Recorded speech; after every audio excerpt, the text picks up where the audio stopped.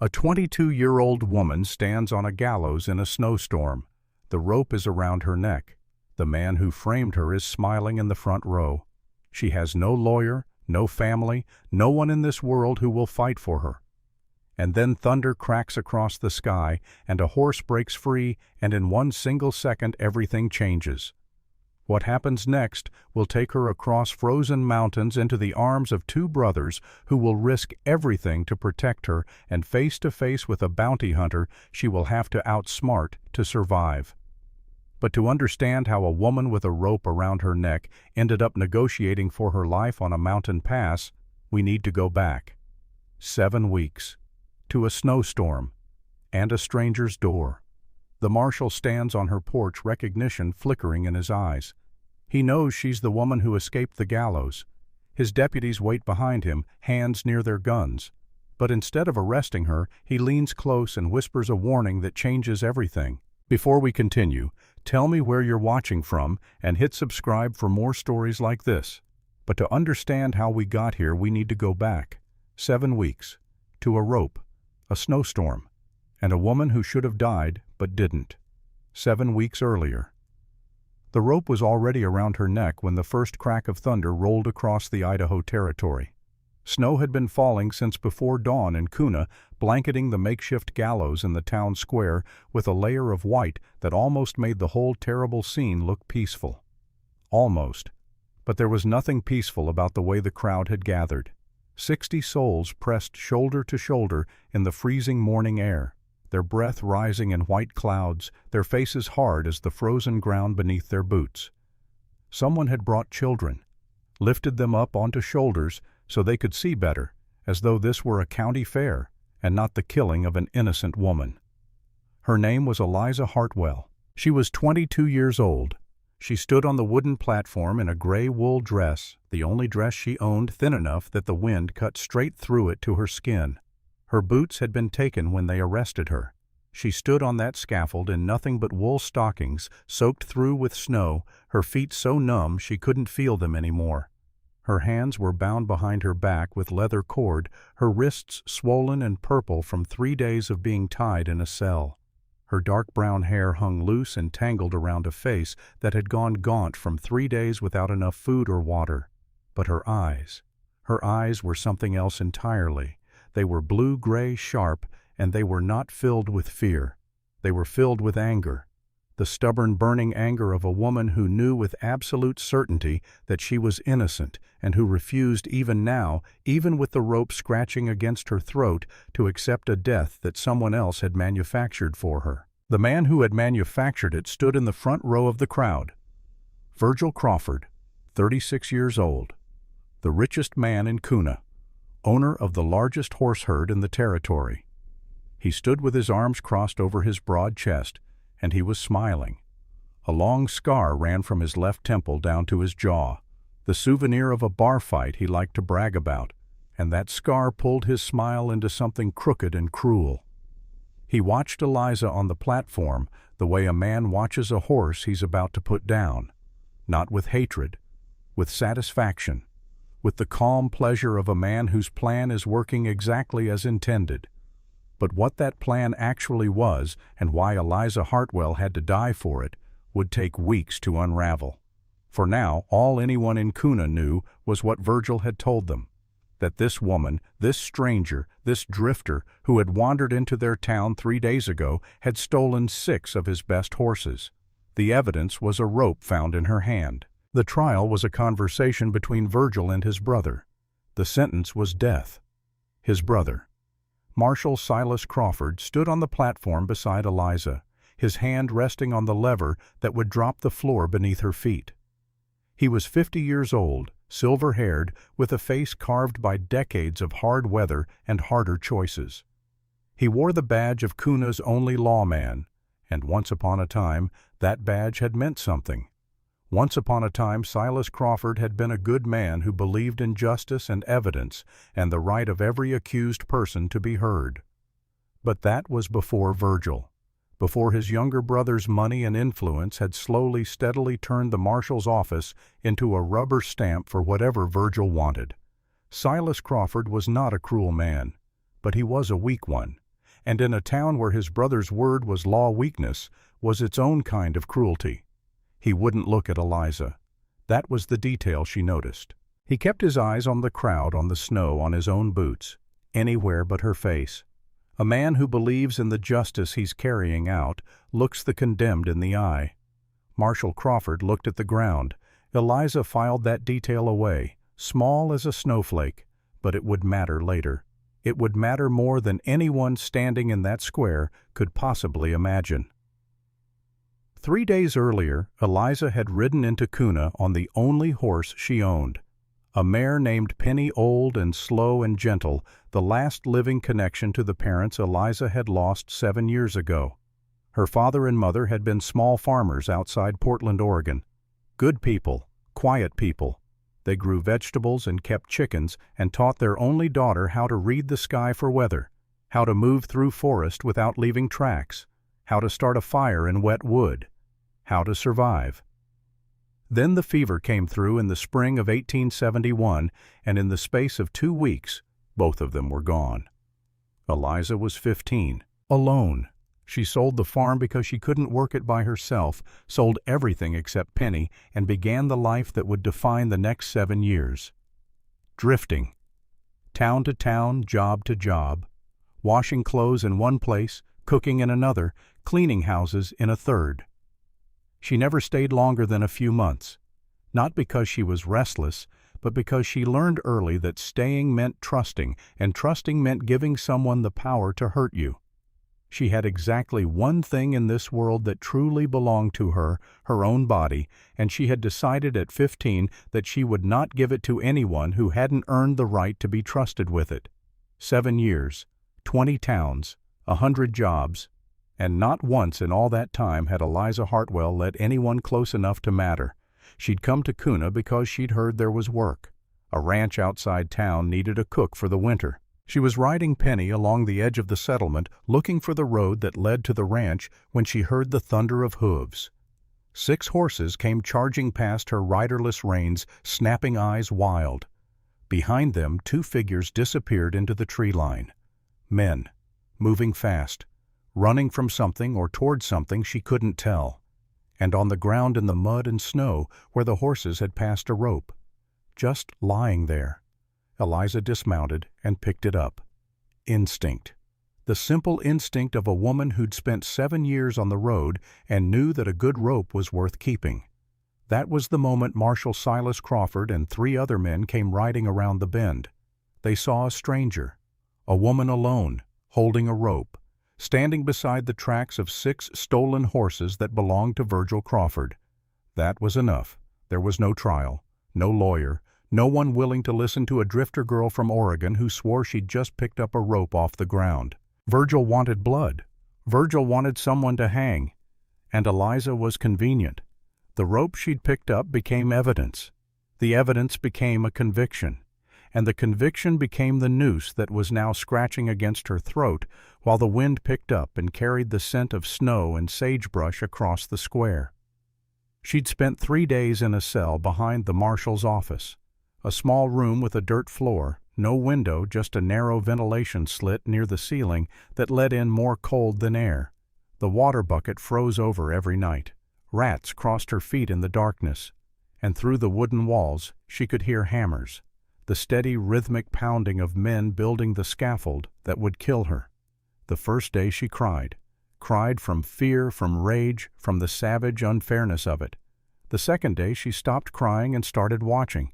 She noticed that the cell door hinges were rusted, not weak enough to break, but weak enough to tell her something about this town. Everything in Kuna was built hastily, temporarily by people who expected things to fall apart, including the gallows. By the 3rd day, she was ready, not ready to die, ready to wait for her chance. Now thunder cracked again, closer, louder, and the horses tied at the hitching posts began to spook.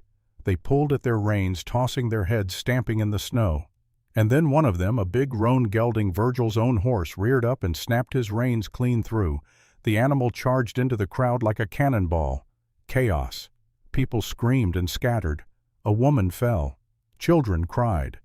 The marshal turned toward the commotion, his hand lifting from the lever for just 1 second. 1 second was all Eliza needed. She dropped to her knees. The noose tied hastily by men who weren't executioners by trade slipped over the top of her head. She felt it scrape her ears, catch for one horrible instant on her jaw, then clear. She rolled sideways off the platform and hit the snow hard, the impact driving the air from her lungs. Her hands were still bound. Her feet were bare and numb. But she was off the scaffold, and the crowd was too busy scrambling away from 600 pounds of panicked horse to notice one small woman in a gray dress crawling through the snow. By the time someone shouted, Eliza was already on her feet and running toward the tree line. She could hear them behind her, the marshal's voice cracking orders, men mounting horses, Virgil's roar rising above it all, raw with fury, because the woman he'd selected to die for his convenience had just slipped through his fingers in front of the entire town. But Eliza knew how to run. Her father had taught her how to move through snow. Step on exposed rock, follow the creek bed, weave between trees that grow too close together for a horse to pass. She ran barefoot through the freezing forest, each step like a knife driving into the soles of her feet, her bound wrists screaming where the leather cut into swollen skin, her breath coming in ragged white bursts that the wind tore away the moment they left her lips. The sounds of pursuit grew fainter. The storm was picking up the snow, falling harder now, thick white curtains that would cover tracks within minutes. Snow could hide a lot of sins. Snow could hide a woman running for her life. She hit the bank of the Boise River hard, nearly sliding down the steep slope into the water. The river was moving fast, dark and icy, not quite frozen despite the cold. For one desperate moment she considered jumping in. The current would kill her in minutes, but at least it would be her choice. At least Virgil Crawford wouldn't get the satisfaction. No. She turned upstream. She would not give him anything. Not her death. Not her surrender. Nothing. The cottonwoods along the river were thick that winter, their bare branches heavy with ice that caught the fading afternoon light and threw it back in shattered pieces. Eliza crashed through the underbrush, her vision blurring her body, shutting down degree by degree as the cold took its toll. And then, just as the sun began to set and the temperature began its deadly evening drop, the ranch appeared. She almost missed it. The main house was set back from the river, half hidden behind a stand of pines that swayed and creaked in the wind. Smoke rose from the chimney gray against the darkening sky. The warm glow of lamplight spilled from the windows and fell across the snow in golden rectangles. It looked like something out of a dream or a trap. But Eliza was out of options. Her hands were numb, her feet were worse. The temperature was falling fast enough that she knew with the certainty of someone raised in the Oregon wilderness that she would not survive the night alone. Hypothermia would take her before midnight, and then Virgil Crawford would find her frozen body somewhere along the riverbank and call it justice. So she stumbled toward the house. Her legs gave out on the porch steps. She collapsed against the wooden planks just as the front door swung open. The man who stood in the doorway was tall and broad-shouldered, with dark hair that fell across his forehead and a close-trimmed beard that framed a jaw set hard with the habit of keeping his thoughts to himself. His eyes were dark brown, nearly black in the dim light, and they took in her condition with a single sweeping glance. The rope mark on her throat, the bound wrists, the bare bleeding feet, the gray dress soaked through with snow and sweat. He didn't say anything at first. He just looked at her.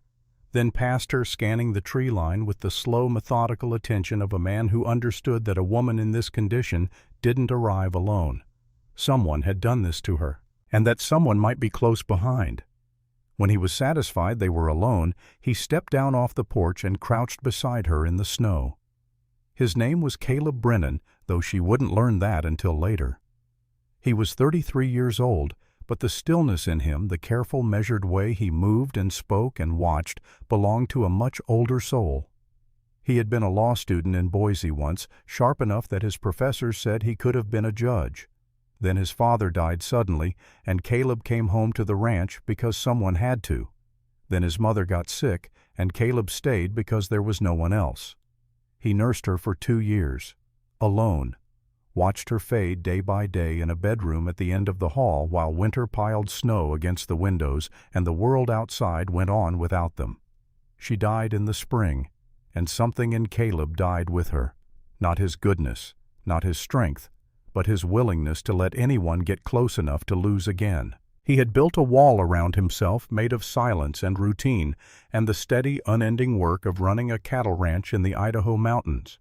And for 2 years that wall had held, until a woman with a rope mark on her throat collapsed on his porch. All she knew right now was that his hands were gentle as he helped her to her feet, and his voice was low and steady when he asked the only question that mattered. "Can you walk?" She nodded. It was a lie. He seemed to know that because he slipped an arm around her waist and half carried her through the door into the house. The warmth inside hit her like a physical thing. After hours in the freezing cold, the heat from the massive stone fireplace was almost painful, and Eliza's knees buckled. But Caleb held her up, guiding her to a chair near the hearth, lowering her into it with a care that seemed almost unconscious, as though he didn't realize he was being gentle. Then he moved behind her and she heard the click of a knife opening. She flinched, couldn't help it. 7 years alone had wired her body to react to blades the way prey reacts to sudden movement. But the knife touched only the leather cord binding her wrists. She felt the tension release, felt the cord fall away, and then the excruciating rush of blood returning to her fingers. Caleb closed the knife and set it on the table with the blade pointing away from her. A small gesture. But Eliza noticed. A man who thought about which direction a knife blade pointed was a man who understood fear, who had been around someone who flinched. A second man emerged from a doorway at the back of the house, younger, maybe 27. Sandy blonde hair and a face that seemed built for smiling, though the expression he wore now was serious. He stopped when he saw Eliza. His eyes widened. He looked at Caleb with a question that didn't need words. Caleb answered it anyway. "Found her on the porch. Nearly frozen. Get blankets and heat some water." The younger man disappeared without argument, without hesitation, without a single question about who she was or what she'd done. And in that instant, Eliza understood something about these two men, about the way the younger one obeyed without asking, about the trust between them that ran deeper than explanation. Brothers. They moved like brothers. Caleb sat down in a chair across from her and waited. He didn't demand her name, didn't ask what she'd done, didn't insist on an explanation. He just sat there, firelight playing across his face, and waited while the warmth crept back into her body and her shaking subsided enough for her to think. The younger man returned with an armful of blankets and a kettle of water heating over a smaller fire in the kitchen. He introduced himself as Wyatt Brennan, Caleb's brother, and when he finally let his smile loose, it was warm enough to compete with the fireplace. He draped a blanket around Eliza's shoulders with a tenderness that surprised her. Set a basin of hot water at her feet so she could thaw her frozen toes. His hands hovered near her arm but didn't touch, waited for permission that she didn't give and he didn't push for. "We don't get many visitors out here," Wyatt said, his tone light despite the situation, "especially ones running from the law." "Wyatt," Caleb warned. But there was no real heat in it. Eliza managed a weak smile, the first time her face had done anything but grimace in 3 days. "I appreciate the hospitality, but you're right to be cautious. The marshal won't stop looking, and when he finds me here, he'll assume you're helping me." "Well," Wyatt said, settling into a third chair and stretching his legs toward the fire with the loose comfort of a man at home in his own skin. "He'd be right about that, wouldn't he?" Caleb shot his brother a look that said they'd be discussing this later. But Wyatt just grinned and went to fetch food. He came back with a plate of bread and cold meat which he placed in Eliza's hands with the kind of gentle insistence that made it clear he wouldn't take no for an answer. She ate slowly. Her stomach protested, at first cramping after 3 days of near starvation, then accepted the food gratefully. The two men watched her in comfortable silence, and Eliza found herself studying them in return. Brothers, clearly, but different in all the ways that mattered. Caleb had the careful stillness of a man who'd seen too much and learned to guard his reactions. Everything about him was controlled, the way he sat, the way he spoke, the way his eyes tracked movement near the door without turning his head. He reminded Eliza of a loaded rifle. quiet, still, but capable of tremendous force if the situation required it. Wyatt was the opposite. Open, warm, his emotions visible on his face like weather on a mountain. He'd run away to join a traveling show when he was 17. She'd learn later gotten homesick after 3 days and come crawling back. He carried that experience like a badge and a wound, simultaneously proof that he could be impulsive and foolish, proof that he loved his brother and this ranch enough to always come home. Together, they made something that Eliza recognized with a pang that surprised her. They made a family.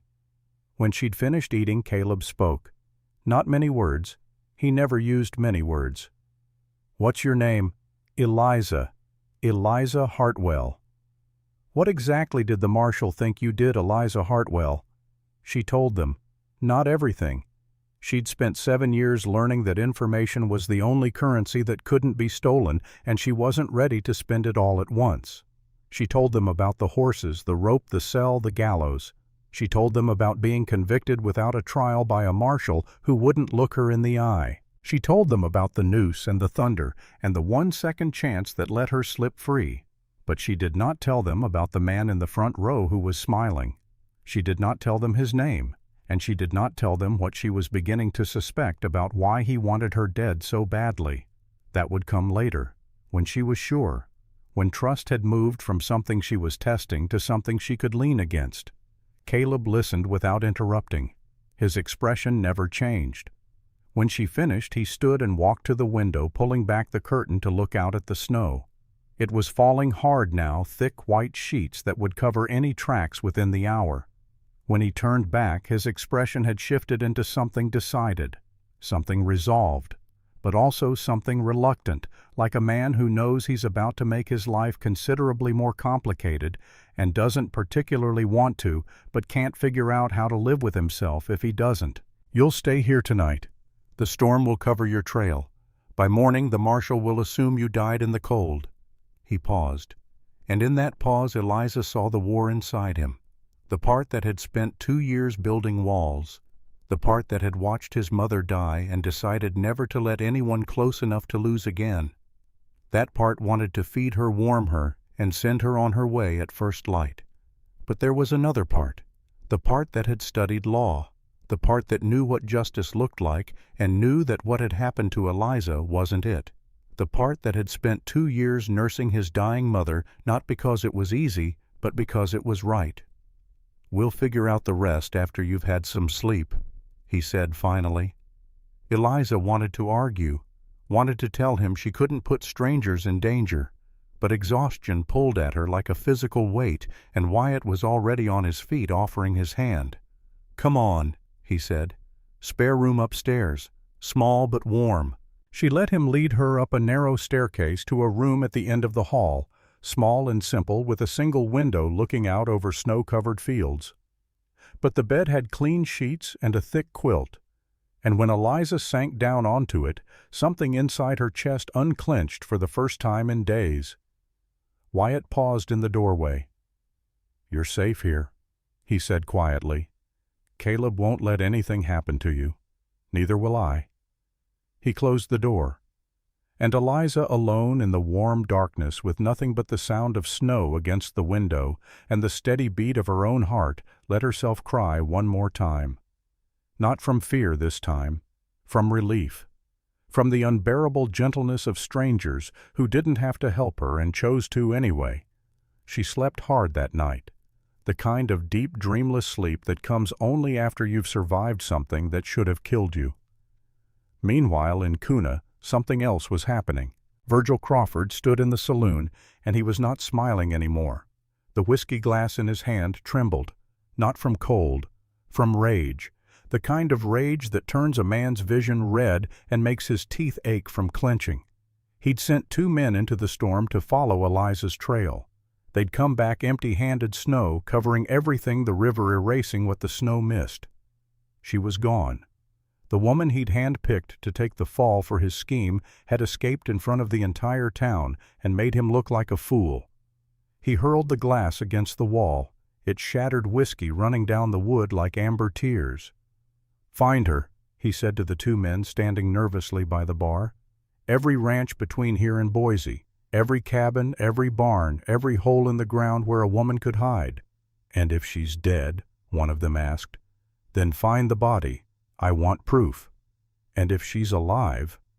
Virgil's hand went to the scar on his face, touched it the way a man touches a talisman. Then you bring her back, and this time I tie the knot myself. But Virgil Crawford was already thinking beyond his two incompetent trackers, already thinking about a man he'd heard of, a professional, someone who didn't come back empty-handed because failure wasn't in his vocabulary. In a saloon in Boise, 3 days' ride from Kuna, a thin man with a long face and small, unblinking eyes was counting gold coins from his last job. His name was Hank Dugan. He didn't know about Eliza Hartwell yet, but within a week he would.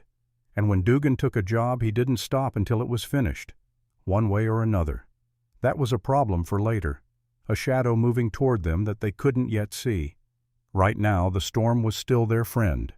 When Eliza woke, pale winter sunlight was streaming through frost-covered windows, and the smell of coffee drifted up from somewhere below. For one disoriented moment, she forgot where she was, forgot the gallows and the rope and the desperate run through the snow. Then memory crashed back and she sat up with her heart hammering. But the house was quiet, peaceful.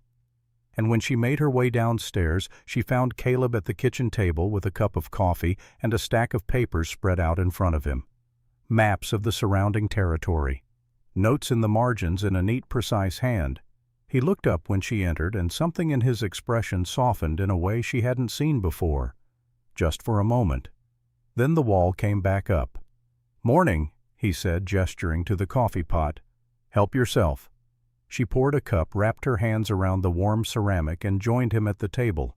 She glanced at the maps. "Planning something.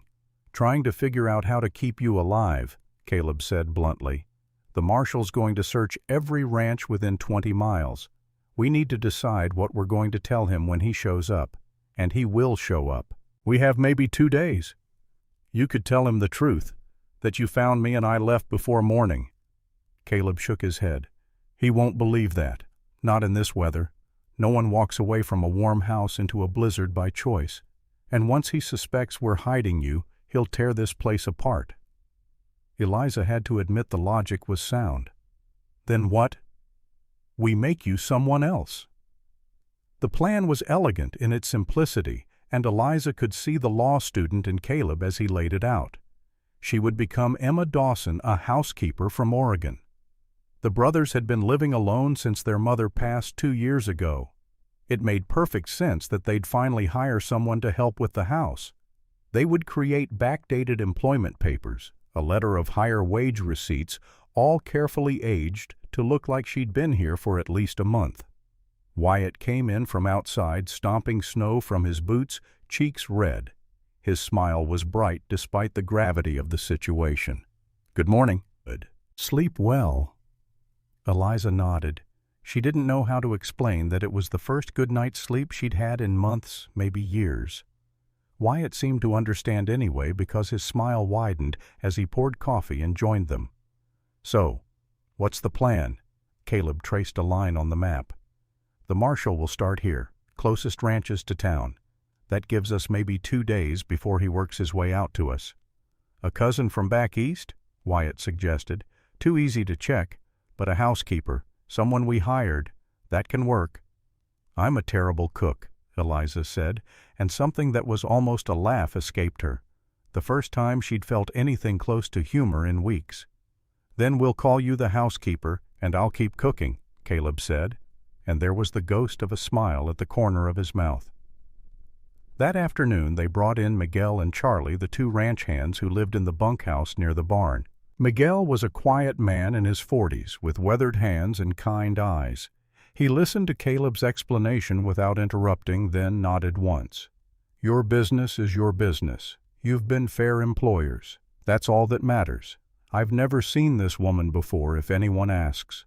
Charlie was younger, maybe 20, and his face was easier to read. Excitement at the intrigue, worry about the risk, and finally a shrug that said he was in. He sobered quickly when Caleb reminded him that a woman's life depended on every one of them keeping their mouths shut. 2 days. They had 2 days to build a lie convincing enough to fool a marshal who already suspected the truth. Eliza threw herself into the role, cleaning the house from top to bottom, learning the layout of every room, every closet, every creaking floorboard, so that she moved through the space like someone who'd been there for weeks, not hours.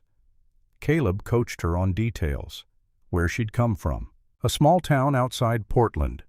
No, they couldn't remember the name. No family left. Looking for work. Simple. On the third morning, the sound of hooves. Eliza heard them before she saw them. The crunch of horses moving through snow coming from the front of the house. Her heart launched into her throat, and for one terrible instant she was back on the scaffold, the rope tightening, the crowd pressing close. Then Caleb appeared at her elbow. His hand was warm and steady on her arm. His voice was low. "Remember, you've been here for a month. You're the housekeeper. You've got nothing to hide." He left to greet the marshal while Eliza forced herself to keep folding laundry in the kitchen, her hands moving on autopilot while her mind raced. She could hear voices from the front porch, Caleb's low and calm, the marshal's sharper, more insistent. Then footsteps, heavy boots on wooden floor. And suddenly they were in the kitchen. Marshal Silas Crawford looked older than Eliza remembered from the gallows. Tired, or maybe just worn down by the weight of a job that required him to hang innocent women because his brother told him to. His eyes swept over her, taking in the apron tied around her waist, the basket of clean linens on the table, the unremarkable domesticity of the scene. And something flickered in his expression. Recognition, suspicion, both. "This is Emma," Caleb said, his voice perfectly even. "Our housekeeper. Emma, this is Marshal Crawford from Kuna." He'd used her false name without hesitation. His voice betrayed nothing. But the marshal wasn't looking at Caleb. He was looking at Eliza. She forced herself to meet his eyes, to look like a woman with absolutely nothing to fear. After what felt like an eternity, he looked away, turned back to Caleb. "We're looking for an escaped prisoner, woman named Catherine Wells." Catherine. Not Eliza. The wrong name. Was it deliberate? A mistake. A test of his own. Eliza filed it away with all the other details she was collecting, building a picture that she couldn't quite see yet, but could feel taking shape. She ran 3 days ago during an execution. Probably died in the storm, but we're checking every ranch just in case. "Haven't seen anyone," Caleb said. "But you're welcome to look around if you need to." The marshal did exactly that. He moved through the house with thorough professional attention, opened closets, checked the spare room where Eliza had slept the first night, now carefully stripped of any sign she'd been there, looked in the barn, spoke briefly to Miguel, who shrugged and said nothing useful, and to Charlie, who managed to look bored and slightly annoyed at the interruption, exactly as a 20-year-old ranch hand would. He found nothing, because there was nothing to find. Caleb and Wyatt had been meticulous. When the marshal finally returned to the kitchen, he paused by the door, tipped his hat to Eliza with formal courtesy, and then he stopped, for one beat, just one. His eyes met hers, and in that beat Eliza saw it clearly. He knew, or suspected enough that the difference didn't matter, but he didn't act, didn't say a word, just settled his hat back on his head and walked out into the snow. Eliza's knees went weak the moment the sound of hooves faded to nothing. Wyatt appeared in the kitchen doorway, grinning. "Well, looks like you're stuck with us now." Caleb came back inside and closed the door firmly. He looked at Eliza for a long moment. "He knows," she whispered. "He knows." Caleb agreed. "Or he suspects. But he chose not to act, today. The question is why." "He used the wrong name," Eliza said slowly. "Catherine Wells. My name is Eliza Hartwell. He knows that. He was at the hanging." She paused, the realization settling. He gave his deputies the wrong name on purpose, so when they write their report, it won't match mine. Even if someone checks later, the paperwork won't lead back to me. Caleb studied her. "That's either the cleverest thing I've heard all week, or you're giving him too much credit." "He wouldn't look at me on the gallows," Eliza said. "A man who believes in the justice he's serving looks the condemned in the eye." He looked away. He knows I'm innocent. He's just too weak to say it out loud. But he's not too weak to give his deputies the wrong name." And for the first time since she'd collapsed on his porch, Caleb looked at her with something new in his expression. Not just concern, not just the reluctant protector, something closer to respect. "You're safe," he said, "for as long as you need to be here." And Eliza, against all reason, against every lesson 7 years of solitude had taught her, believed him. Outside, the snow continued to fall. The temperature continued to drop. And somewhere between Kuna and Boise, riding through the storm with the patient, unhurried pace of a man who always found what he was looking for, Hank Dugan turned his horse toward the Boise River, because he knew that in winter a fugitive had only 2 choices: die in the cold, or find shelter near water. He would check every ranch along the river, every cabin, every barn, and sooner or later he would find what Virgil Crawford was paying him to find. The clock was ticking, and none of them could hear it yet. The weeks that followed settled into a rhythm that felt almost dangerous in its normalcy. Eliza learned the shape of their days the way a cartographer learns a coastline, by tracing every curve and inlet until the territory becomes as familiar as her own skin. Caleb rose before dawn every morning without exception, pulling on boots and a heavy coat in the dark, and walking out to the barn, where he spent an hour alone with the horses and whatever thoughts a man like Caleb Brennan carried at 5 in the morning. Wyatt preferred to sleep late, when the work allowed appearing in the kitchen sometime after 7, with his sandy hair pointing in 3 directions and his smile already doing the work of the stove before the kindling caught. She threw herself into the role of housekeeper, not because the lie required it, though it did, but because the work gave her hands something to do, while her mind tried to make sense of everything that had happened and everything that was still happening inside her. She cleaned the house from rafters to root cellar. She organized pantry shelves that hadn't been organized since the brother's mother was alive. She learned which floorboards creaked and which doors stuck, and where the draft came through on the north side of the house when the wind shifted. She proved considerably better at organizing than cooking. This became apparent on the 3rd morning when her attempt at biscuits produced objects that Wyatt, exercising genuine diplomatic restraint, described as sturdy. Caleb took over the kitchen without a word, producing simple, solid meals with the quiet competence that seemed to define everything he did, and Eliza felt a flush of something that wasn't quite embarrassment, more like gratitude that he'd noticed her struggle and fixed it without making her feel small. Miguel and Charlie kept to the bunkhouse mostly. They'd nod when Eliza brought them meals, respectful and careful, never asking the questions that must have been burning behind their eyes. Miguel especially. He had a way of looking at the situation, taking its full measure, and then simply accepting it the way a man accepts weather. It rains, you put on a coat, you keep working. There's a fugitive woman in the main house, you keep your mouth shut, you keep working. Charlie was harder to read. 20 years old, eager, the kind of young man whose face broadcast every thought before his brain finished forming it. Eliza could see the effort it cost him to stay quiet, to swallow the dozen questions he wanted to ask, and she worried about that. She worried about what would happen when someone more dangerous than a local marshal started asking those questions instead. But that worry belonged to the future, and for now the present was enough to manage.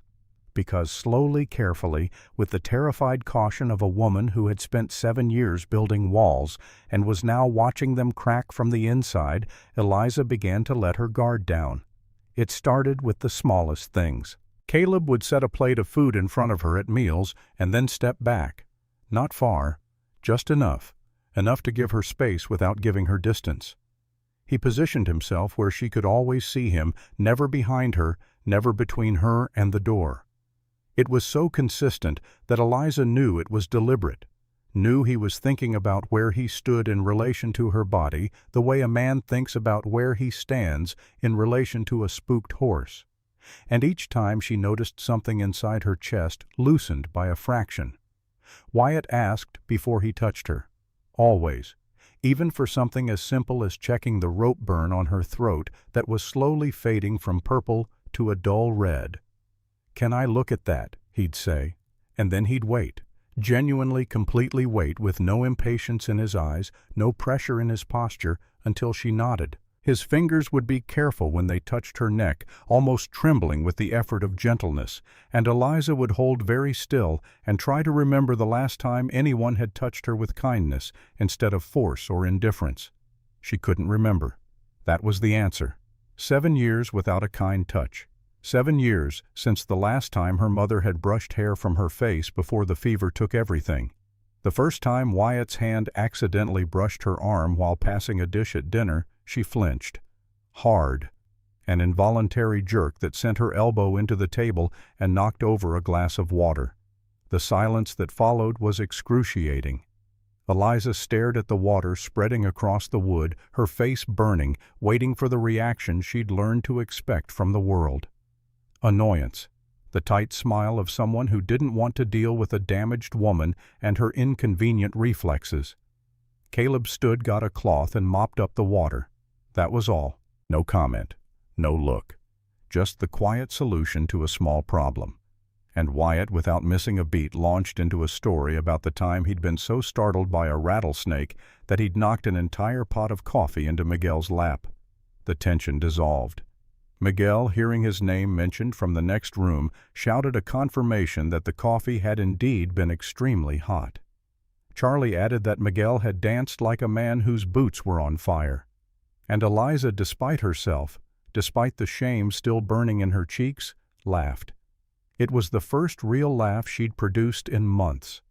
The sound surprised her so completely that she covered her mouth with her hand as though trying to catch it and stuff it back inside where it belonged. But it was too late. Wyatt was beaming as though he'd won something precious, and Caleb across the table was watching her with an expression she couldn't quite decipher, but that made her chest ache in a way that had nothing to do with pain. That was the end of the first week. The second week, the walls came down further. Eliza stopped flinching when Wyatt passed close behind her in the narrow hallway. She could sit beside Caleb in front of the fire, their shoulders an inch apart, without the urge to create distance. She began to notice things about both men that had nothing to do with safety and everything to do with a feeling she wasn't ready to examine. The way Caleb's hands looked when he worked.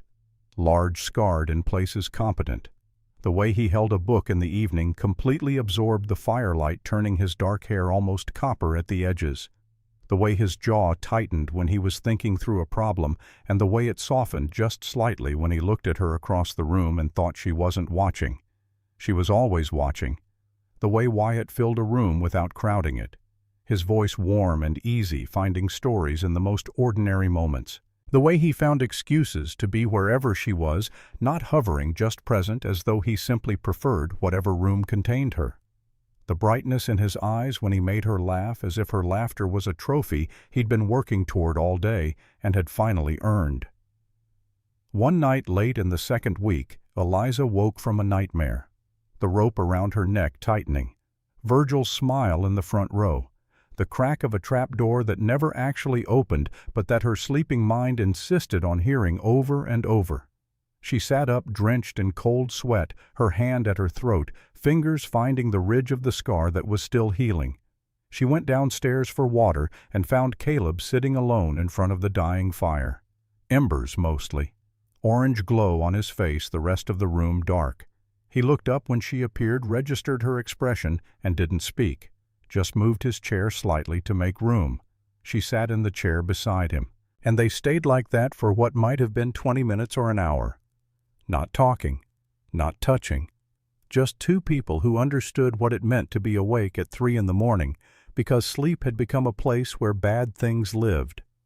In that silence, Eliza understood something about Caleb Brennan that words would have obscured. His mother had died in this house. In the room at the end of the hall, the room Eliza now slept in. He had sat with her through the last weeks, the last days, the last hours. And now he sat with a different kind of vigil, not for the dying, but for the not yet healed, and the fact that he knew how to do it, how to be present, without demanding how to sit in the dark, with another person's pain without trying to fix it or explain it away, told Eliza more about his character than a year of conversation could have. Loneliness at 3 in the morning was its own language, and they were both fluent. "You don't sleep much," she said finally. "No. Your mother. A long silence. The fire popped once, an ember splitting. Sometimes. She waited. Caleb was a man who spoke at his own pace, and rushing him was like rushing a river, pointless and slightly insulting.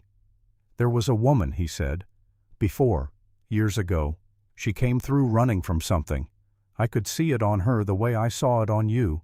The bruises she tried to hide. The way she jumped at sudden noise. He paused. But I was younger then, and I told myself it wasn't my business. He stopped. The firelight played across his face. Eliza waited. She died, Caleb said. His voice didn't change. Flat. Quiet. The voice of a man who has said these words to himself 1,000 times and drained them of everything except fact. 3 days later, in a creek bed 20 miles from here, whoever she was running from caught up. The words settled into the space between them. That's why you opened the door for me, Eliza said. Not a question. That's why I opened the door. She reached across the space between their chairs and placed her hand over his. She felt him stiffen, felt the wall shoot up so fast it was almost audible, every instinct in his body screaming that closeness was a precursor to loss, and loss was the only thing he couldn't survive again. And then, so slowly, she could count the seconds, she felt the wall come back down. His fingers turned beneath hers, closed around them, held. They sat like that until the windows began to lighten with dawn. Neither of them slept. Neither of them needed to. 3 weeks in Eliza was replacing the old newspaper lining the kitchen cabinet shelves when the headline stopped her cold.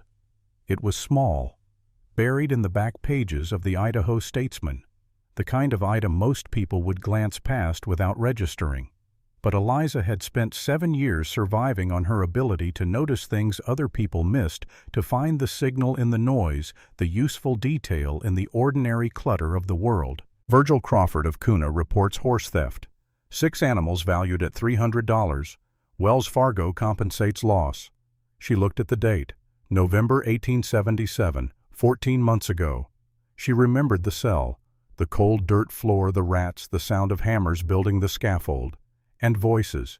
2 men talking outside the marshal's office, careless, because who monitors their words around a condemned woman who'll be dead by morning? Something about this being the third time in 2 years that Virgil Crawford had reported horses stolen. 3 claims, each roughly 8 months apart. Each time the supposed thieves were never identified, never caught. Each time Wells Fargo paid Virgil Crawford hundreds of dollars for his losses. And each time Virgil purchased replacement horses that looked suspiciously similar to the ones that had supposedly been stolen. And now, a 4th time, with Eliza as the convicted thief whose execution would close the case file, validate the insurance claim, and let Virgil Crawford collect another payout from Wells Fargo without anyone asking uncomfortable questions. She sat at the kitchen table for a long time with the newspaper flat in front of her, her fingers tracing those 3 lines of ink. 3 lines that meant Virgil Crawford had been running a systematic insurance fraud scheme against one of the largest financial institutions in the West. 3 lines that explained why a simple horse theft charge had warranted a hanging instead of a prison sentence. You don't hang someone for stealing horses, but you hang them if keeping them alive means they might eventually figure out the truth and tell someone who matters. She was not a scapegoat. She was a witness who hadn't realized yet what she'd witnessed, and Virgil Crawford needed her dead before she figured it out. Eliza folded the newspaper with precise, deliberate care, smoothed the creases, and hid it inside the lining of her old valise beneath a false bottom she'd sewn years ago for keeping coins safe on the road. The paper fit perfectly in the hidden pocket, flat against the leather, invisible unless you knew exactly where to feel for it. She didn't tell Caleb. She didn't tell Wyatt. She could feel the rightness of telling them. Could feel the words pressing against the back of her teeth every time Caleb looked at her with that steady, protective gaze, every time Wyatt's warmth made her want to stop carrying everything alone. But 7 years of solitary survival had wired something deep and stubborn into her nervous system, a reflex that even trust couldn't immediately override. Information is a weapon, And you don't hand weapons to anyone until you're certain, bone-deep certain, that they'll use them for you and not against you. She trusted the Brennan brothers with her safety, with her comfort, with the slowly expanding territory of her emotional life. But trusting someone with your life based on a piece of evidence that could get all three of you killed, that was a different magnitude of faith. That magnitude required time she hadn't quite accumulated, but she was close. God, she was close. Closer to trusting anyone completely than she'd been since she was 15 years old and the world still had parents in it. That evening, Wyatt taught her a card game from his traveling show days, bluffing and reading faces. Eliza won 3 hands running. "You're cheating," Wyatt said, but he was grinning wide enough to see his back teeth. "I'm observing," Eliza said. "There's a difference." From across the room, Caleb laughed. The sound was so unexpected, so rare, that both Eliza and Wyatt turned to stare at him. Caleb Brennan's laugh was like rain in the desert. Brief, surprising, and so welcome that you stopped whatever you were doing to appreciate it before it disappeared. He seemed almost embarrassed by it, ducking his head slightly, the corner of his mouth twitching as though his own face had betrayed him. Eliza would remember that moment for the rest of her life. Not because it was dramatic, because it was real. Because a man who had walled himself off from the world for 2 years had let a sound escape that proved the wall had cracks, and she had caused those cracks. She and Wyatt together, the warmth of their presence slowly thawing something that Caleb had frozen solid and believed would stay frozen forever. Outside, the snow was thinning. The temperature was still brutal, but the quality of the cold had changed, become drier, sharper, the kind of cold that precedes the slow turn toward spring. Each day was fractionally longer than the last. Each day the road between Kuna and the Brennan Ranch became fractionally more passable. The ticking clock that Eliza couldn't hear was counting down. One evening, in the 4th week after a meal, Caleb had cooked some kind of stew that was simple and perfect. They sat in the kitchen together. Eliza washing dishes, Caleb drying, their shoulders nearly touching in the narrow space between the sink and the counter. Behind them, Wyatt was telling an elaborate, probably fictional story about a horse that had once chased him across 3 counties because he'd accidentally insulted it by mispronouncing its name. Mundane, domestic, safe. And Eliza felt something inside her chest crack open. Not break. Crack like ice on a river in March, the first fracture that means the thaw has begun and cannot be stopped. She went still. Completely still, the way she went still when something important was happening and she needed to be present for it. Caleb noticed immediately. He always noticed. "You all right?" "Nothing bad," she managed. "I just realized that this is the first time in a very long time that I've felt like I could breathe."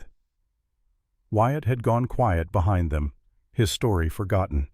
The room held its breath, and Eliza, standing in a warm kitchen with soap suds on her hands and the scent of stew still in the air, said the words she'd been holding back for weeks. "I've been running for 7 years, town to town, never staying, never choosing to stay. But if I could choose—" She looked around the kitchen at the man beside her and the man behind her, at the firelight and the frost on the windows and the worn wooden table where 3 people had shared 100 meals. "I choose here. I belong where I choose to be, not where I'm thrown." The silence that followed felt enormous, sacred almost. Caleb set down his dish towel and turned to face her. His hand found her wrist, not grabbing, resting, his thumb against the inside of her wrist where her pulse was racing. "We need to tell you something," he said. His voice was low. "Careful." The voice of a man about to step off a ledge and hoping there's solid ground somewhere below. "This ranch has been just the 2 of us for a long time, too long maybe. We got used to being alone, to not needing anyone, but having you here has changed something, for both of us." Wyatt moved to stand on her other side, close enough that she could feel the warmth coming off him, smell the clean scent of soap and leather and something that was just Wyatt. "We know it's not conventional," Wyatt said softly. "We know what people would say, but out here, away from town, away from rules that don't make much sense anyway, we thought maybe things could be different. Maybe you could stay, not as the housekeeper, as something more. Eliza looked between them, saw the vulnerability on Caleb's face, a man who guarded his emotions the way a miser guards gold, letting something show that he would never be able to take back. Saw the hope in Wyatt's bright eyes, the fear that she would say no, and the determination to accept it gracefully if she did. "I'm scared," she said. "I've spent so long running that I don't know if I remember how to stay, how to let myself want something this much." "Then we'll teach you," Caleb said, and his voice had the low certainty of a man who has made a decision and will not be moved from it.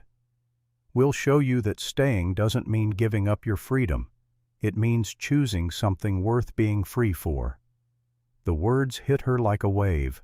She felt tears hot and sudden, felt something bloom in her chest that she hadn't felt since before her parents died, since before the world became a place where you survived instead of lived. She kissed Caleb first. She was the one who moved, not him. She stepped forward and pressed her lips to his, and the kiss was gentle at first, tentative. Two people testing whether this was real or a fever dream that would dissolve in the morning light. Then his hand came up to cup her face, his thumb stroking her cheekbone, and the kiss deepened into something that made her knees unreliable. When they pulled apart, both breathing hard, Wyatt was watching them with an expression of raw wonder. "My turn," he said, and his voice had gone rough. His kiss was different, warmer, more urgent, his hands finding her waist and pulling her close with a gentle insistence that said he'd been thinking about this moment for weeks. And now that it was here, he intended to be fully present for every second of it. Eliza let herself melt into it, let herself be held, let herself feel wanted and chosen in a way she had never in her life experienced. When that kiss ended, she stood between both brothers, their hands still touching her, their eyes dark with promise.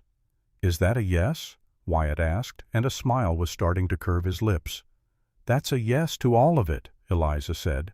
Her voice was shaking, but her eyes were steady. "To staying, to this, to both of you." That night the three of them went upstairs together to Caleb's room. The bed was large, the quilt thick, the fire in the small bedroom fireplace already burning. Eliza changed behind the screen, her hands trembling not from cold and not from fear, but from the absolute newness of what was happening. She had never been intimate with anyone, had never allowed anyone this close to her body, her vulnerability, her trust. The magnitude of what she was choosing hit her all at once, and she stood behind that screen for a long moment, with her hand flat against her own racing heart, breathing slowly, letting the reality settle. When she emerged, both brothers looked at her with such tenderness that any remaining nervousness dissolved like frost in sunlight. Caleb was patient. He waited for her to come to him instead of reaching for her. Every touch was preceded by a pause, a silent question, and when she answered with the movement of her body toward his, the relief in his eyes was almost painful to witness. A man who had convinced himself that he would spend his life alone, discovering that he was wrong. Wyatt was warmth itself. He made her laugh even now, even in this most vulnerable of moments, and the laughter made everything easier, made the newness feel less frightening and more like an adventure. He had a gift for that, for turning intensity into joy. And Eliza discovered something about herself in his arms that she hadn't known existed.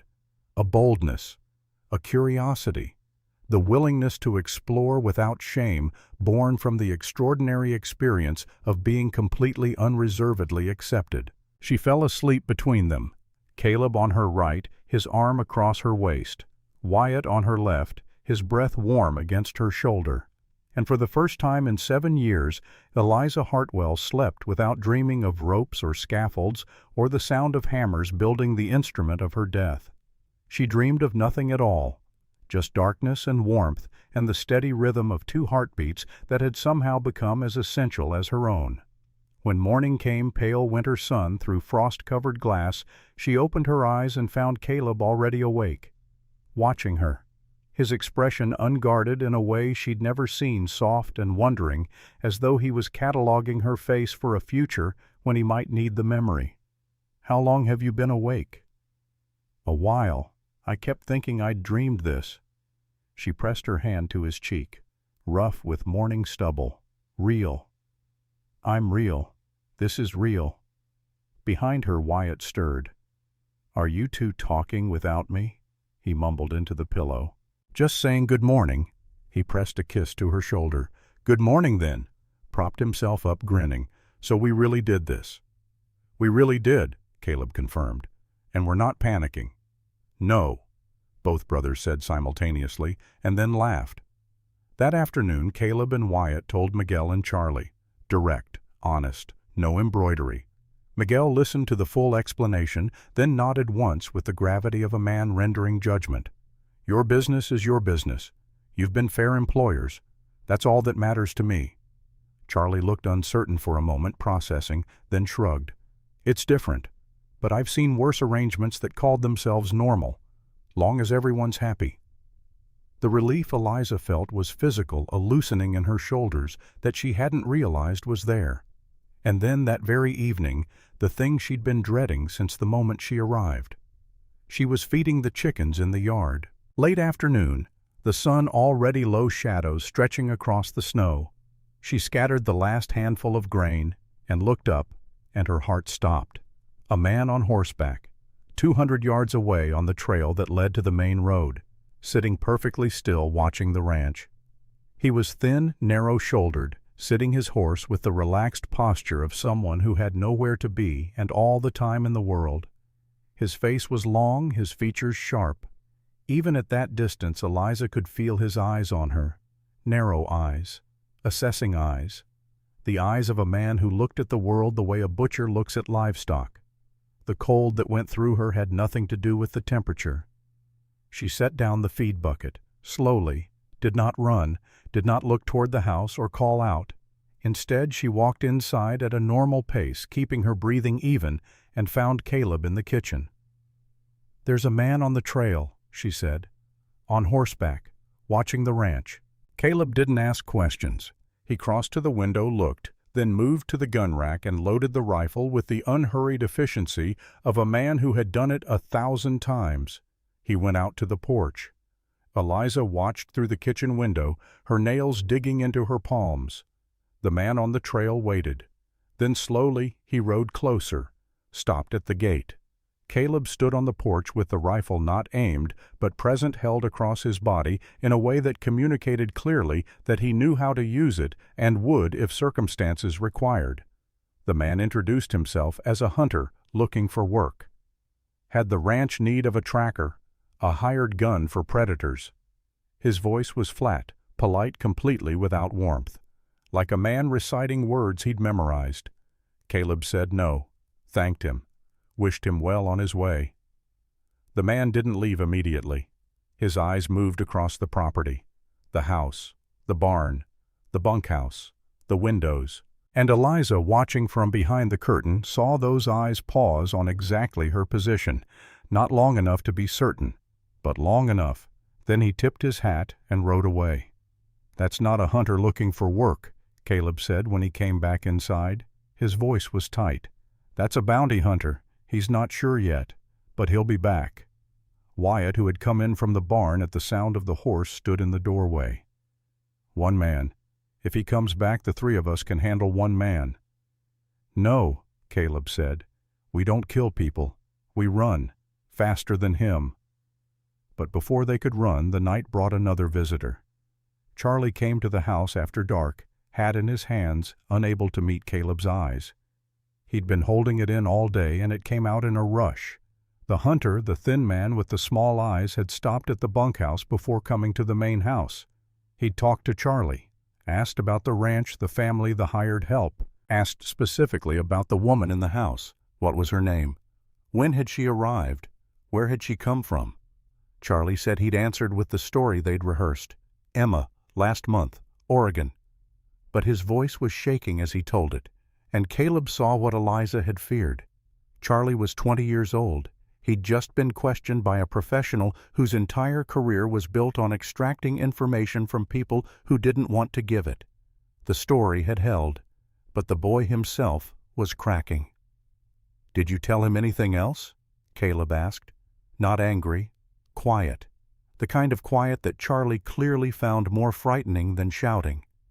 "No, I swear, but he has this way of looking at you, like he already knows the answer and he's just waiting for you to confirm it." "I know," Caleb said. "I know exactly what that look feels like." 2 nights later, the sound of hooves again, but different this time. A single rider moving fast, arriving after dark. Caleb reached for the rifle, but Eliza, peering through the window, put her hand on his arm. "It's the marshal." Silas Crawford stood on the porch in the freezing dark, hatless, his silver hair wild from riding hard. He looked 10 years older than the last time Eliza had seen him. His eyes were red-rimmed, and his hands shook when he removed his gloves. Caleb didn't invite him in. He stood in the doorway with the rifle across his body, blocking the entrance the way a wall blocks weather. "Say what you came to say," Caleb said. The marshal looked past him to Eliza standing in the kitchen light, and for the first time since the gallows he looked her directly in the eye. "My brother has hired someone," he said. His voice was low, urgent, stripped of the official authority he'd worn like armor the last time. "A professional, a man named Dugan. He tracks people for a living, and he's very, very good at it." "We've met," Caleb said flatly. The marshal's face went gray. "Then you know what he is, and you know he won't stop." "Why are you telling us this?" Eliza asked from behind Caleb. "Why not just let your brother's hired man do his job?" Silas Crawford stood in the cold for a long moment, and Eliza watched something break behind his eyes. Something that had been bending for a long time and had finally reached its limit. "Because I stood on that platform and I couldn't look at you," he said. "Because I knew what Virgil was doing and I let it happen. Because I put a rope around an innocent woman's neck because my brother told me to, and I have to live with that for the rest of whatever life I have left." His voice cracked on the last word. "I can't undo what I did. But I can tell you to run. Tonight if possible. Before spring if not. Get out of Idaho. Get somewhere Virgil's name doesn't mean anything." He turned to leave. Stopped. Spoke without turning back. "I won't come again. And if anyone asks, I was never here." He mounted his horse and disappeared into the darkness. The sound of hooves faded quickly, swallowed by the wind. Caleb closed the door, looked at Eliza. "Now we know why he didn't arrest you," he said quietly. "Not because he's smart, because he's guilty. And guilt, when it's strong enough, looks almost exactly like conscience." He turned to Eliza and Wyatt. The firelight carved deep shadows on his face. "The story holds, for now. But when he goes to Kuna and asks whether anyone hired a housekeeper named Emma from Oregon, and nobody has heard of it, the story falls apart. And then he comes back, not to ask questions." "How long before he gets to Kuna and back?" Eliza asked. 3 days. 4 if the weather holds bad." "Then we leave before he gets back," Wyatt said.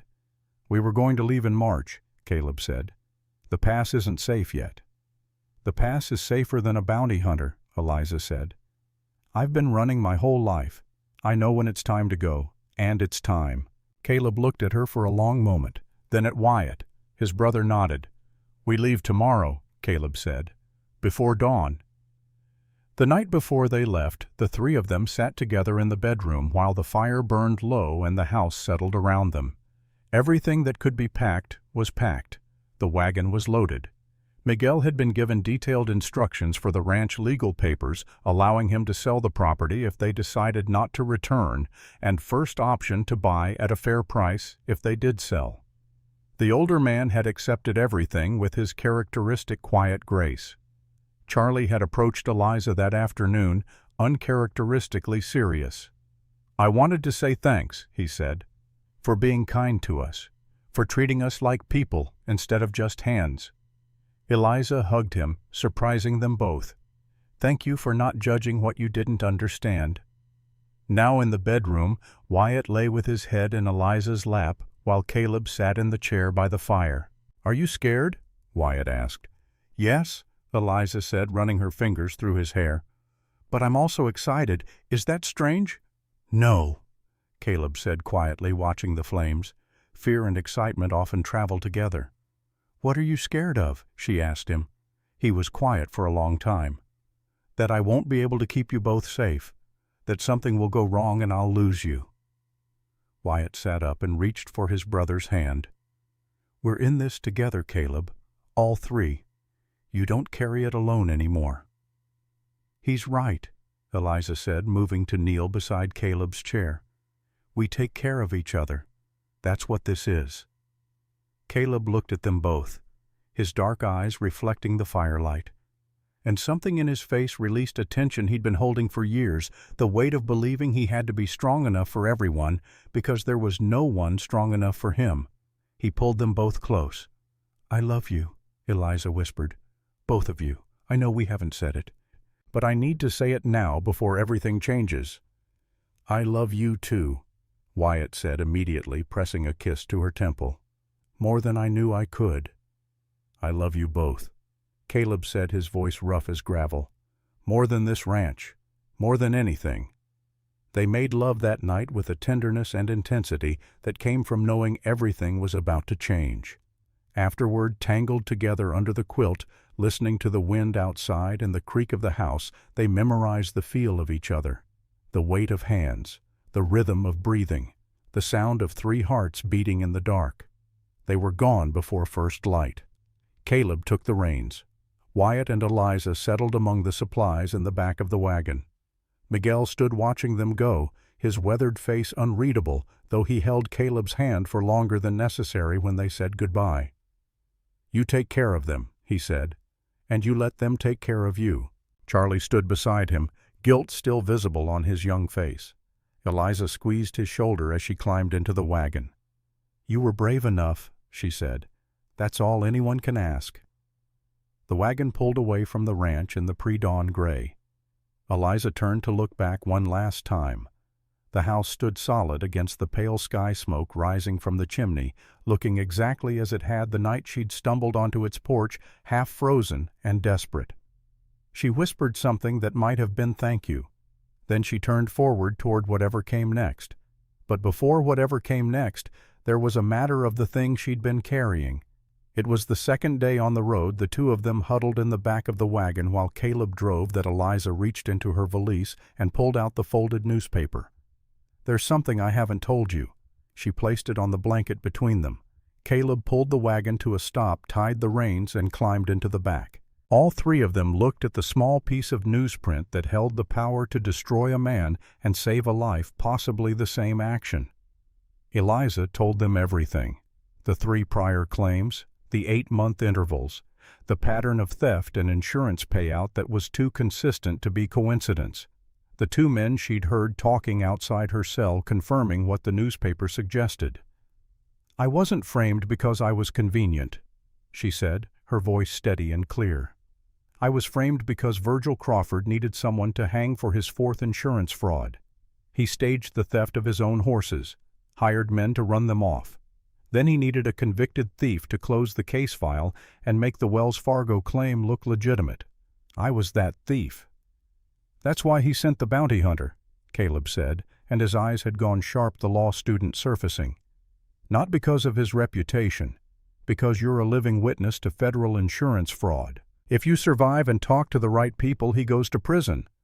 "Why didn't you tell us before?" Wyatt asked. Not accusing, genuinely curious. Eliza met his eyes, then Caleb's. "Because when you've spent 7 years with nothing, you learn to hold tight to the one advantage nobody can steal. What you know. What you've seen. I needed to be sure before I shared it. I needed to know I could trust you. Not just trust you with my safety, trust you with my life." She paused. "Now I know." Caleb picked up the newspaper, read it again, set it down. "This changes the stakes. We're not just running from a false conviction anymore. We're running from a man who needs you dead to protect a federal crime. And we're carrying the evidence that can bring him down." "Can we use it?" Wyatt asked. "Send it to Wells Fargo, to a court outside Kuna." "Yes," Caleb said, "but not from here. Not while we're on the road and vulnerable. We get to California, we get settled, we get safe, and then we attack." The wagon rolled on, west, toward the mountains, toward the pass that might or might not kill them. toward a future that was terrifying and beautiful and completely uncertain. They traveled carefully, avoiding main roads and towns where Eliza might be recognized. The first week was an exercise in adaptation. Eliza learned how to sleep in a moving wagon, how to make coffee over a campfire without burning it, how to read the sky for weather. She proved to have a natural gift for navigation, reading maps and terrain with an intuitive sense that repeatedly put them on the best available routes. "Your father taught you?" Wyatt asked one morning as she guided them around a washout that would have trapped the wagon. "He taught me everything I needed to survive outdoors. He didn't know I'd need it like this." There were beautiful moments that Eliza stored away like provisions for a future she was beginning to believe in. Nights under skies so thick with stars it looked like someone had spilled diamonds across black velvet.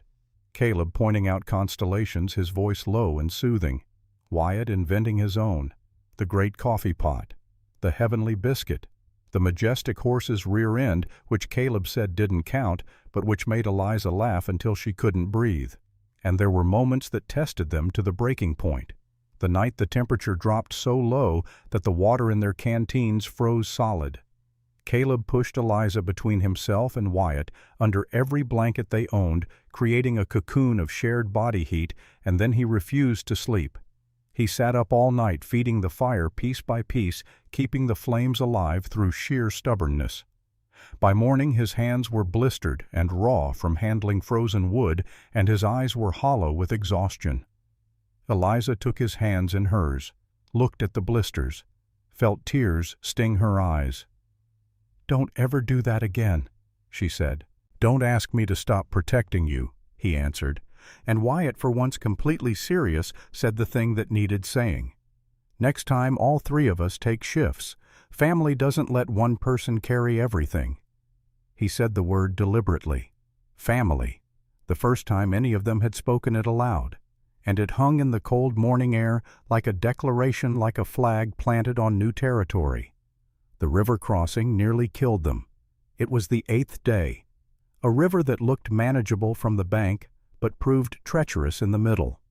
The current seized the wagon, tilted it hard to one side.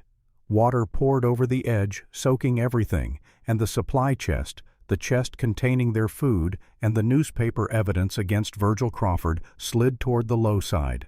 Eliza didn't think. She lunged for it, catching the chest with both hands as icy water surged up to her waist, so cold it stole the breath from her lungs. Caleb fought the horses, keeping them moving forward, his voice steady and commanding, even as the wagon groaned and threatened to capsize. Wyatt threw his weight to the high side, counterbalancing, keeping them from rolling. They made it across. Barely. They sat on the far bank, gasping, soaked, shivering, their hearts slamming against their ribs. Caleb looked at the chest Eliza still clutched. Food. Safe. She opened it, reached inside, pulled out the newspaper, wet but still legible, the ink smudged but the dates and names still readable. "And this is what will finish Virgil Crawford. I wasn't going to let it sink." They dried everything by the fire that night. Clothes on branches, paper weighed down with stones near the warmth but not too close. And they held each other tighter than usual when they finally slept, because the river had reminded them of something easy to forget when the days were quiet and the road was smooth. They were vulnerable. 3 people in a wagon in the middle of winter, carrying evidence that a powerful man would kill to destroy, with a professional tracker somewhere behind them who would not stop until he was given a reason to. That reason came sooner than they expected. 10 days out from the ranch on a narrow trail through pine forest, Eliza heard the sound she'd been dreading. Hoofbeats behind them, one horse moving fast. She turned and saw him, thin silhouette against the gray sky, long face, small eyes. Hank Dugan closing the distance with the patient, unhurried certainty of a man who had always caught what he was chasing and saw no reason why this time should be different. Eliza reached for the rifle. Wyatt had been teaching her to shoot during their stops, setting up targets, showing her how to breathe and squeeze rather than pull. She'd shown a natural talent that had surprised and delighted him. She didn't hesitate. She didn't call for help. She raised the weapon, sighted down the barrel, and fired. Not at Dugan. At the ground directly in front of his horse's hooves. The shot cracked through the cold air. Snow and dirt erupted. The horse screamed and reared, and Dugan, caught off balance, grabbed for the saddle horn as the animal danced sideways. Caleb whipped the team forward. The wagon lurched and accelerated. Behind them, Dugan fought his panicked horse. "He'll be back," Caleb said. "Then next time I aim at him," Eliza said. Her voice was flat, cold, steady in a way that made both brothers look at her with something new in their eyes. The girl who had picked up a rope in Kuna was gone. The woman holding the rifle, her jaw set, her eyes clear, was someone else entirely. Someone forged by 7 weeks of love and danger and the slow, irreversible process of discovering that she was not a victim. She was not a thing that happened to. She was a force. And she was done running from anything. They changed route, headed into rougher mountain terrain where the wagon could pass, but a single horseman would struggle. It bought them time. But Dugan was out there, patient, relentless, and the pass into California was still days away. That night, camped in a sheltered hollow, Caleb said what they were all thinking. "He'll catch us at the pass. It's the only way through this time of year, and he knows it. We can't outrun him, not in this wagon." Silence. The fire crackled. Wind moaned through the pines above. "Then we don't run," Eliza said. "We get to the pass first, and we wait for him." Caleb looked at her. "You want to set up an ambush? I want to set up a negotiation." She touched the valise where the newspaper rested. "Dugan is a bounty hunter. He follows money. If the money is on the other side, he follows it there. I just need to show him which side pays better." The plan was audacious, possibly insane, but it was the best option they had, and all three of them knew it. The pass was a day and a half away. Dugan, slowed by the rough terrain, was perhaps a day behind. They had a 12-hour window. 12 hours to prepare for a confrontation with a man who killed people for a living. 12 hours to bet everything on 3 lines of newsprint and the persuasive abilities of a 22-year-old woman who had survived a hanging, crossed a frozen wilderness, and fallen in love with 2 mountain men who had taught her that she was worth fighting for. 12 hours. The clock was ticking, and this time all 3 of them could hear it. They reached the pass on the morning of the 12th day, and it was exactly as bad as Caleb had described. A narrow cut between 2 walls of granite that rose 30 feet on either side, barely wide enough for the wagon to squeeze through without scraping the rock. The floor of the pass was gravel and frozen mud rutted from wagons that had come through in better seasons, and the walls channeled the wind into a constant howl that made conversation impossible unless you were standing close enough to touch. Snow clung to the upper ledges, and every few minutes a small cascade of ice would break loose and shatter on the ground below with a sound like breaking glass. It was a killing ground. 1 man with a rifle at either end could hold the pass against an army, which was exactly why Dugan would choose it if he got here first. But he hadn't. They were 12 hours ahead, and Eliza intended to use every one of them. Caleb drove the wagon through the narrowest section and out the other side, where the pass opened into a wider shelf of rock with enough room to maneuver. They positioned the wagon with its back against the rock wall, giving them a clear view down the length of the pass. There was nowhere to hide, nowhere to flank, from nowhere to go, except forward through the cut or backward the way you came. "If he comes through on horseback, he'll see us before we see him," Wyatt said, studying the terrain with the eye of a man who'd grown up reading landscape for advantage. "But the pass echoes. We'll hear the hooves."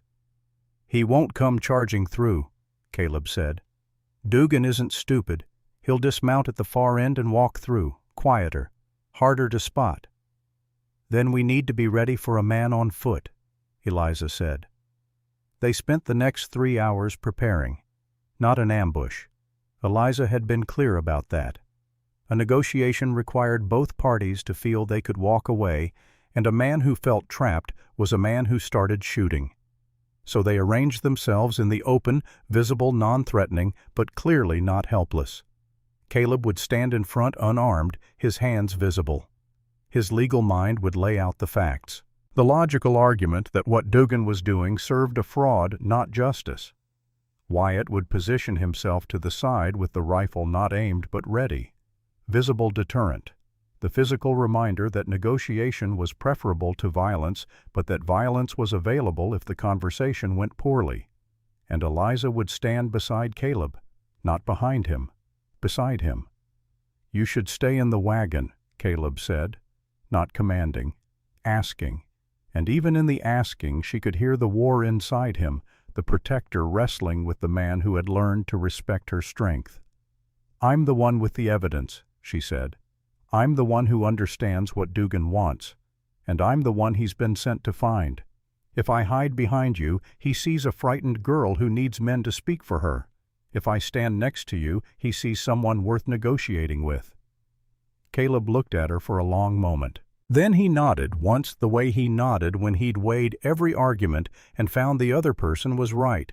It was a small gesture, but Eliza felt it in her chest like a bell. They waited. The rest of that day passed with agonizing slowness. They ate cold food because a fire would signal their position too precisely. They spoke in low voices. Wyatt tried to lighten the mood with a story, but even his gift for finding warmth in cold places faltered against the weight of what was coming. By late afternoon, the shadows in the pass had deepened to near darkness, despite the hour, and the temperature was dropping with the kind of steady, pitiless commitment that suggested the mountain didn't care whether they survived the night. They slept in shifts. Caleb took first watch, then Wyatt, then Eliza. She sat in the dark with the rifle across her knees, watching the pass entrance, listening to every sound the mountain made. Wind through rock, ice cracking. The distant mournful call of something she hoped was an owl and not a wolf. And underneath it all, the silence. The enormous pressing silence of a place where human beings were temporary and the stone would be here long after all of them were dust. She found to her surprise that she was not afraid. Or rather that the fear was there bright and sharp in her belly, but it had been joined by something else, something that hadn't existed 7 weeks ago when she stood on a scaffold with a rope around her neck. Certainty. Not that things would go well, not that they would survive, but certainty that she was exactly where she was supposed to be, with the people she was supposed to be with, facing what needed to be faced. 7 years of running, and she had finally found the thing worth stopping for. Dawn came gray and cold. Fog rolled through the pass, reducing visibility to 20 feet, turning the granite walls into ghosts. They ate, checked their positions, waited. The hoofbeats came at mid-morning, distant at first, muffled by the fog and the rock, but unmistakable. A single horse walking slowly, picking its way along the trail that led to the pass entrance. The sound echoed off the walls, multiplied, made it hard to tell exactly how far away the rider was. Then the hoofbeats stopped. He'd dismounted, just as Caleb predicted. For perhaps 5 minutes there was nothing, just the wind and the fog and the three of them standing in their positions, hearts hammering, breathing controlled, watching the narrow slot of the pass entrance. Then Hank Dugan walked out of the fog. He was on foot, his horse tied somewhere behind him in the pass out of the line of any potential gunfire. Smart, professional. He held his revolver at his side, not aimed at anyone, just present the way Caleb held the fact of his empty hands and Wyatt held the rifle.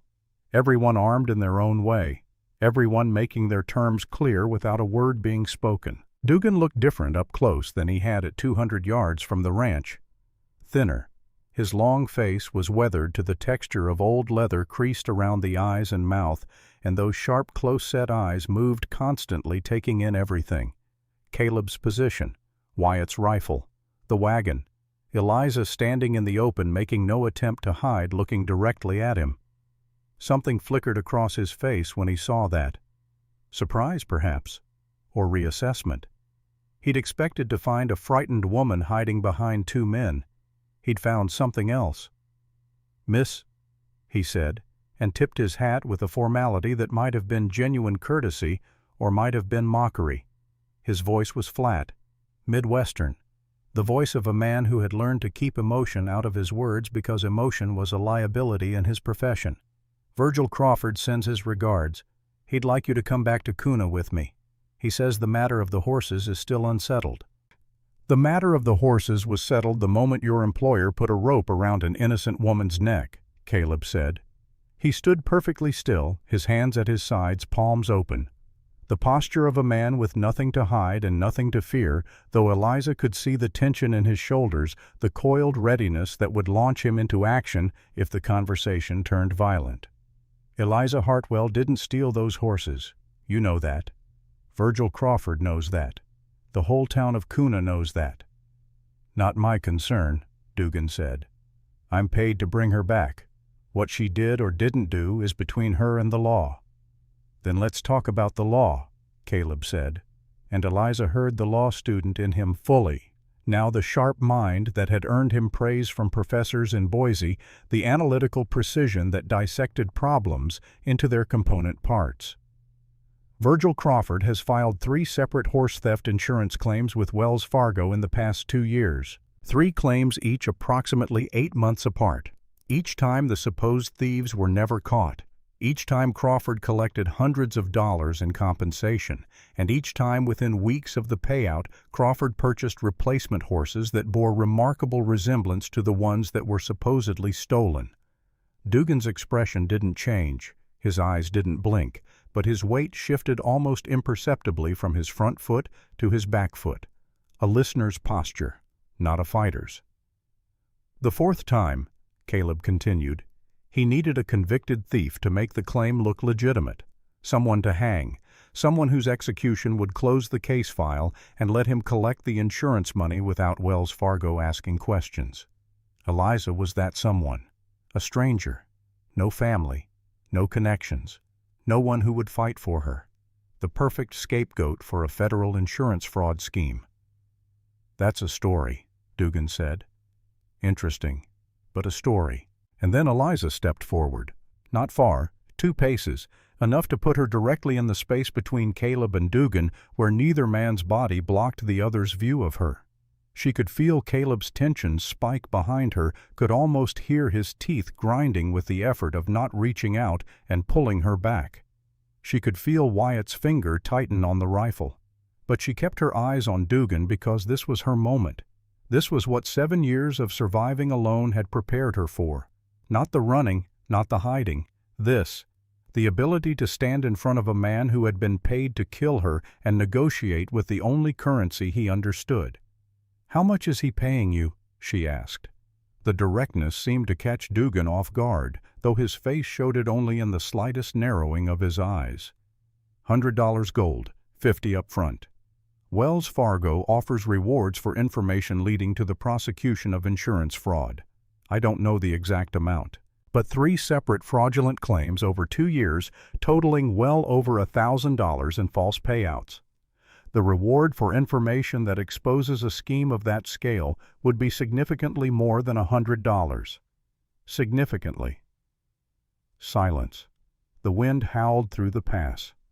Ice crackled on the ledges above. Somewhere behind Dugan, his horse stamped and snorted. Eliza pressed on. Her voice was steady, clear, the voice of a woman who had found something worth more than fear. "I have evidence. A newspaper article documenting one of Crawford's prior claims. Dates, amounts, details. Cross-referenced with the other 2 claims and the pattern becomes undeniable. You take this information to the Wells Fargo office in San Francisco. You present it to their fraud investigation division. You collect a reward that will make Virgil Crawford's $100 look like pocket change, and you do it without putting a bullet in anyone." She paused. Let the arithmetic work its way through whatever calculation machinery existed behind those small, unblinking eyes. "Show me," Dugan said. Eliza went to the wagon, retrieved the newspaper from her valise, brought it back and held it out.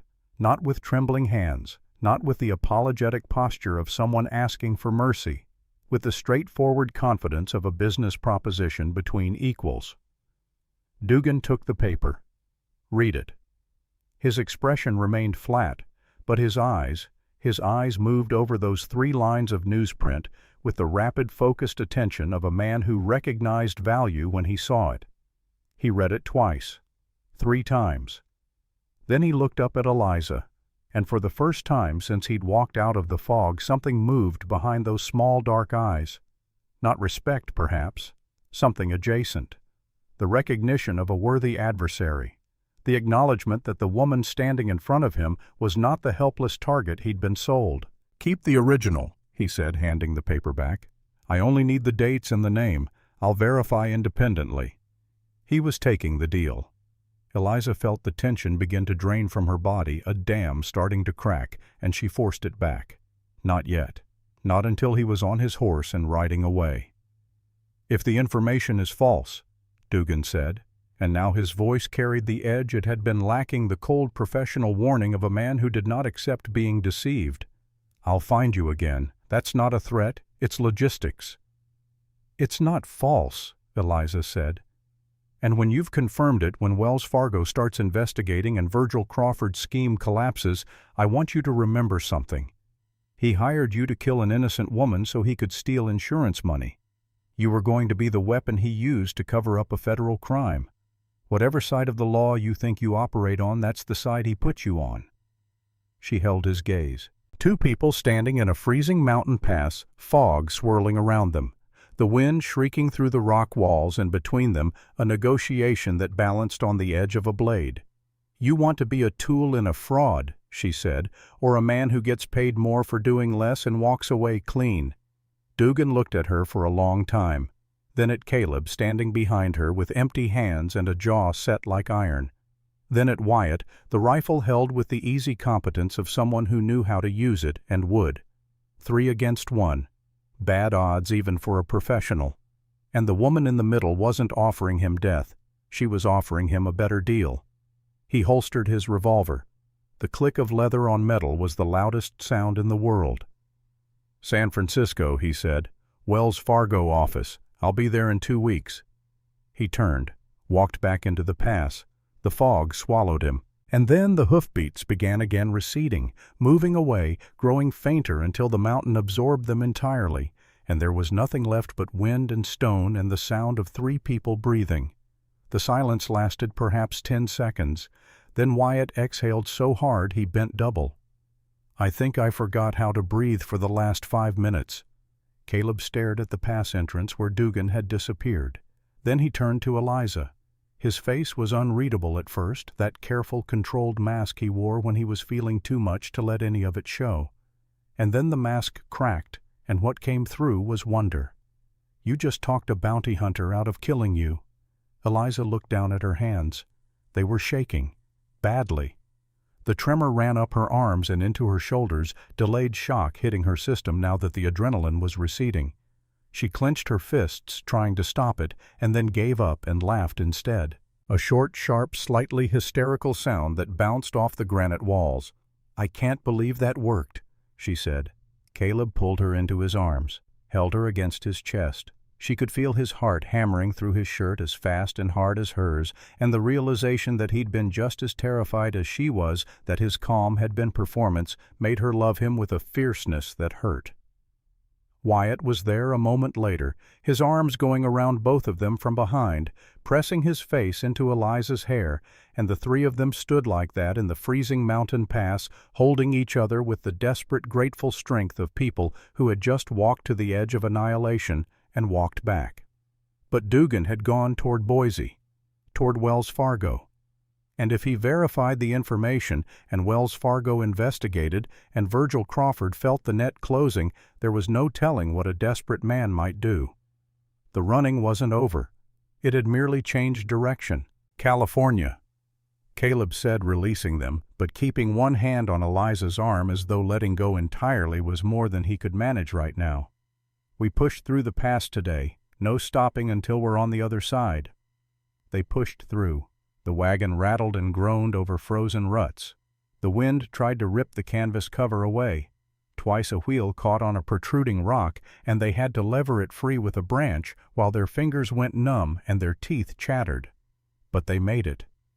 Late that afternoon they cleared the western mouth of the pass and stood looking down at a valley that stretched toward the horizon under a sky that was for the first time in weeks more blue than gray. They were in California. Wyatt let out a whoop that echoed off the mountainside and startled a flock of birds from the trees. Caleb smiled. Not the small, reluctant, almost smile Eliza had grown accustomed to, but a real one, full and warm, transforming his face in a way that made her chest ache.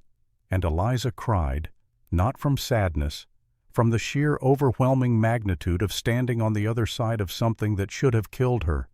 She had been hanged and escaped, frozen and survived, hunted and negotiated her own salvation.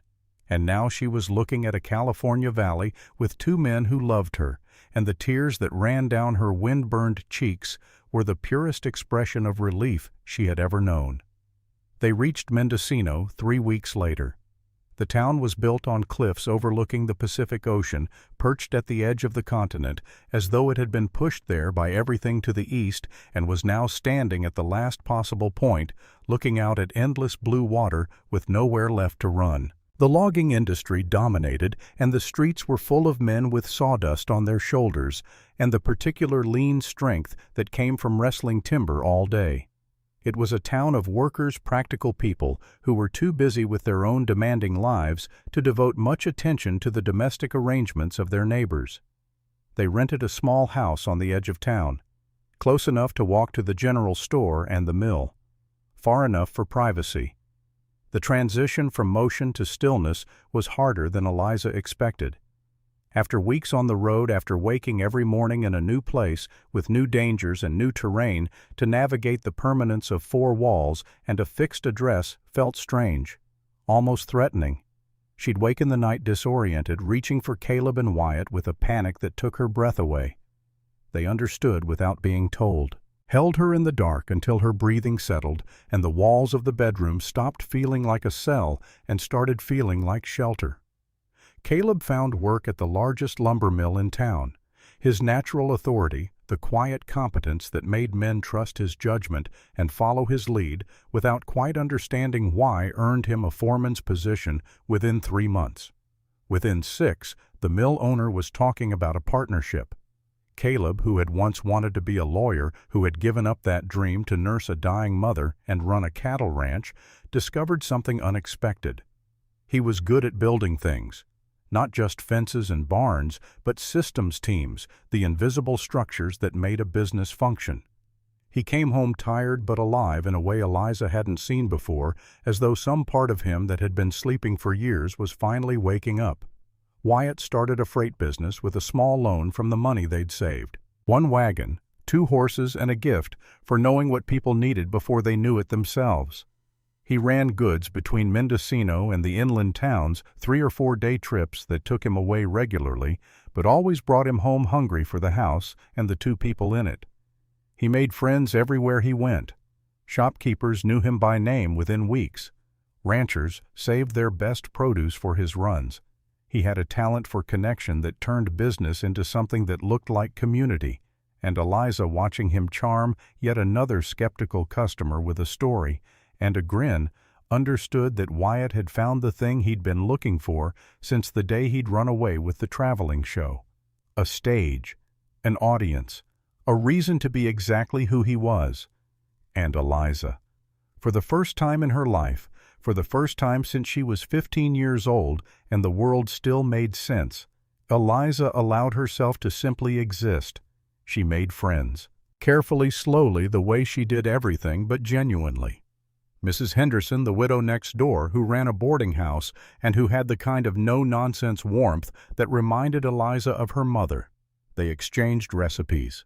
They sat on Mrs. Henderson's porch in the evenings and watched the fog roll in from the ocean and talked about nothing in particular, and Eliza discovered that ordinary conversation with another woman was a pleasure she'd been missing for 7 years without knowing how much it hurt. She started a garden. The coastal soil was rocky and reluctant, but Eliza attacked it with the same stubborn determination she'd applied to every other obstacle in her life. She grew vegetables, herbs, flowers that probably shouldn't have survived the salt air, but did, because Eliza willed them to. She spent hours on her knees in the dirt, her hands black the sun on her back, and she thought about her parents, about her mother's garden in Oregon, the neat rows of tomatoes and beans, the sunflowers that grew taller than Eliza by midsummer. She was building something her mother would have recognized, something rooted, something that would grow. And she wrote. A journal. Their story from the scaffold in Cuna to the house in Mendocino, every detail she could remember, every emotion she could name, set down in ink on paper for a future that might understand it better than the present.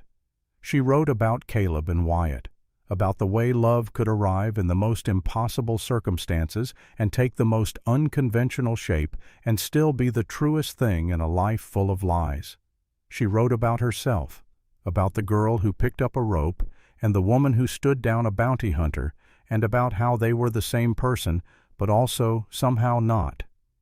She hid the journal in the same false bottom of her valise where she'd once hidden the newspaper. Some stories were too important and too dangerous to leave where anyone could find them. They bought land a year after arriving, a piece of property on the outskirts of town with a view of the ocean from the back porch and enough flat ground for Eliza's garden to expand. Miguel had managed the Idaho ranch until a cattle buyer offered an excellent price, and the older man had negotiated the sale with the shrewd competence of someone who understood both the value of land and the value of loyalty.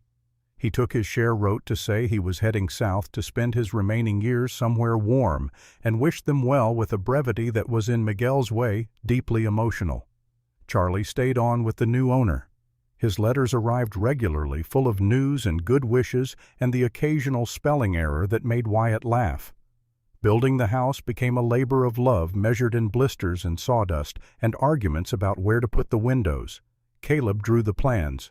Practical, efficient load-bearing in all the right places. The law student turned lumber foreman turned architect, applying the same analytical mind to domesticity that he'd once applied to legal precedent.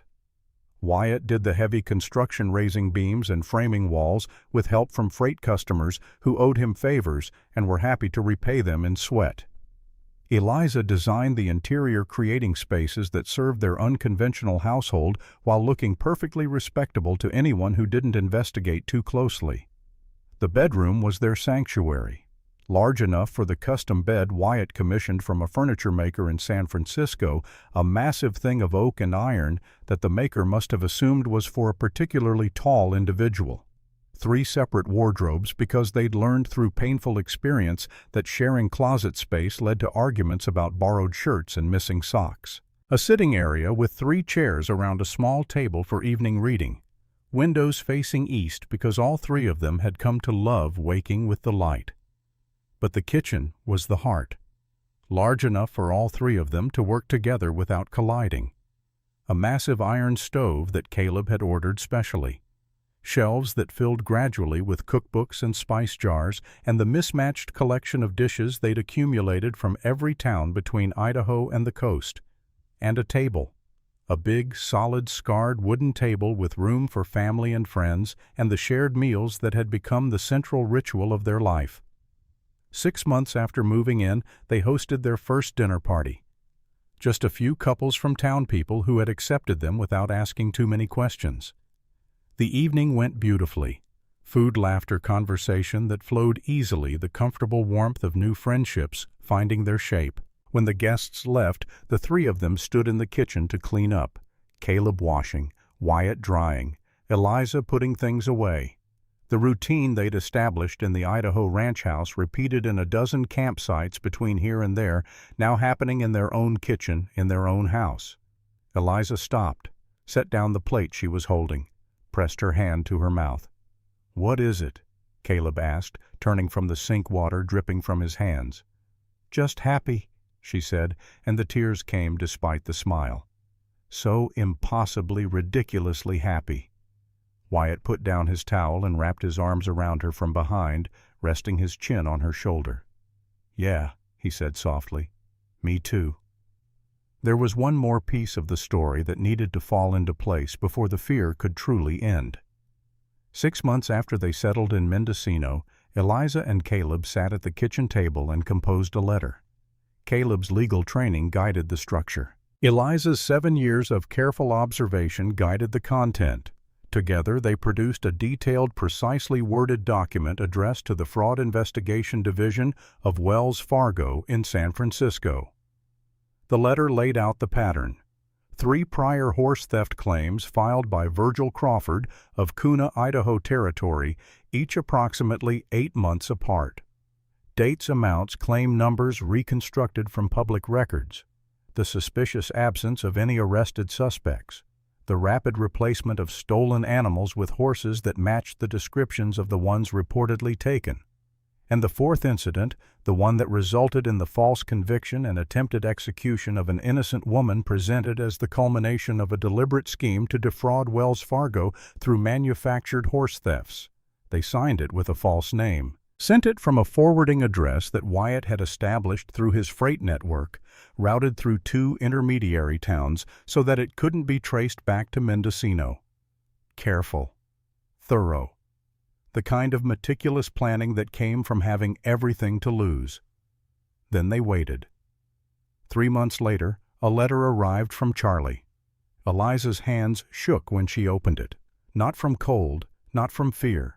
From the accumulated weight of months of waiting, of lying awake, wondering whether the evidence would be enough, whether anyone would listen, whether justice was something that happened in real life or only in stories told by firelight.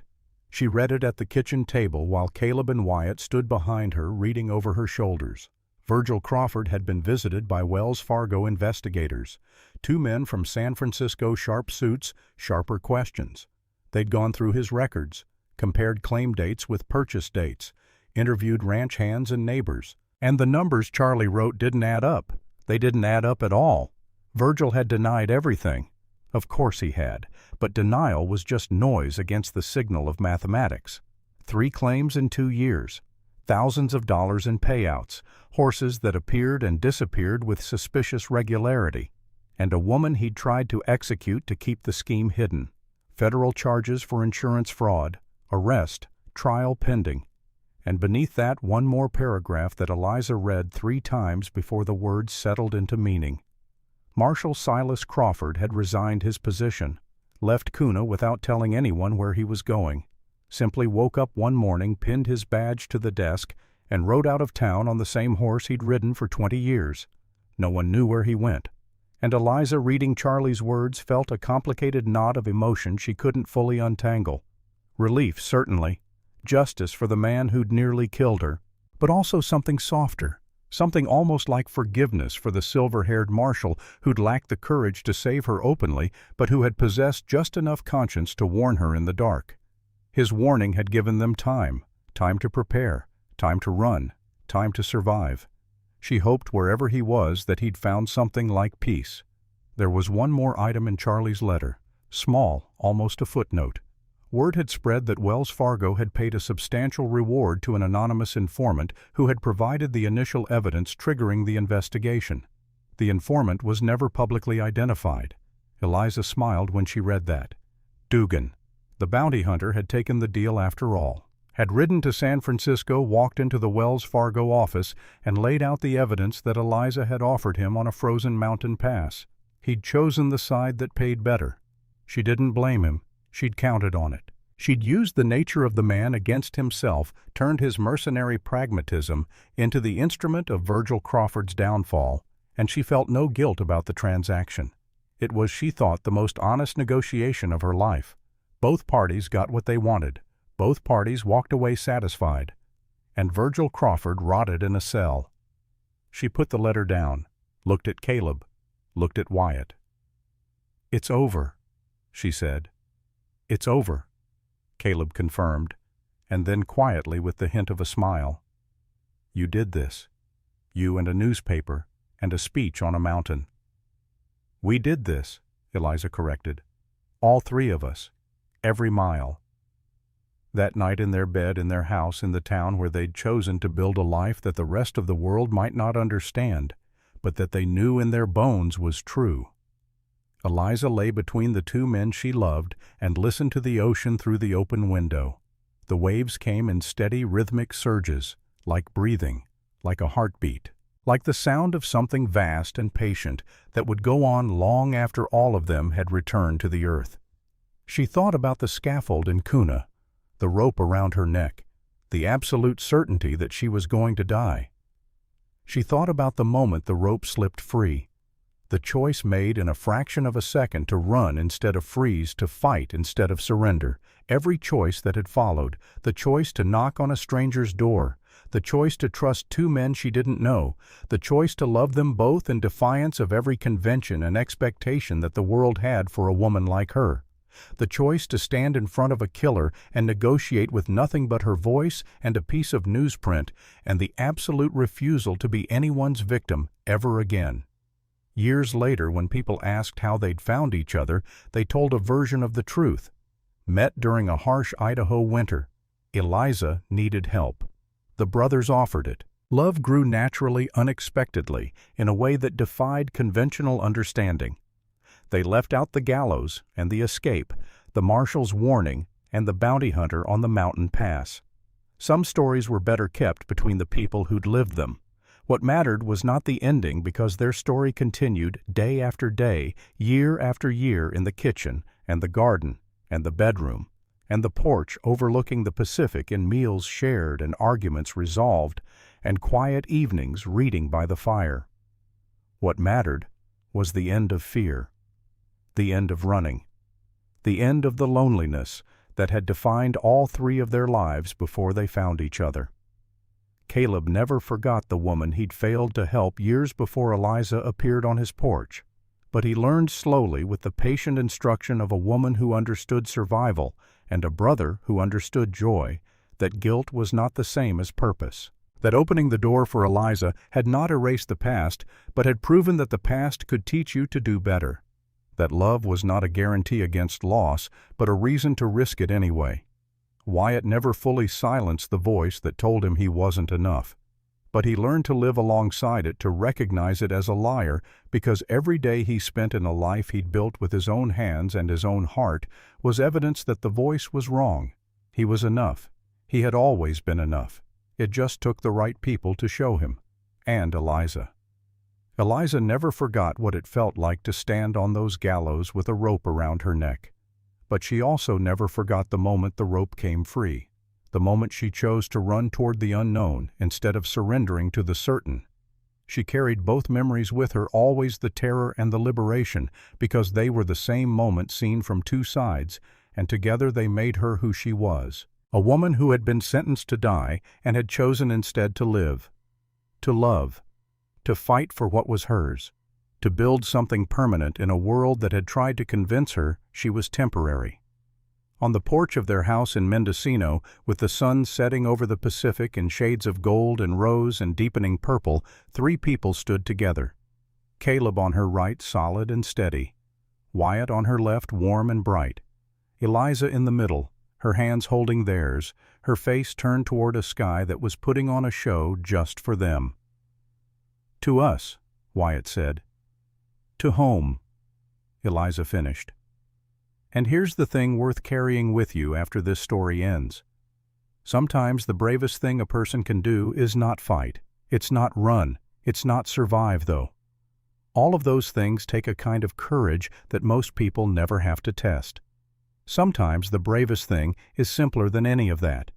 It's choosing to stay, choosing to trust, choosing to love someone or two someones in a way the world says you shouldn't, because your heart knows something the world hasn't figured out yet. Let me ask you something. When was the last time you chose to stay, when leaving would have been easier? When was the last time you opened a door for someone without asking why they needed it opened? When was the last time you chose the harder, stranger, more beautiful path because something inside you said it was right? If this story meant something to you, a like helps more than you might think. Share it with someone who's carrying something heavy in silence. Subscribe for more stories like this one, and leave a comment telling me where you're watching from and what time it is where you are right now. I read every single one, because sometimes one honest choice turns a rope around your neck into a road that leads you home, and it is never too late to choose a better way forward.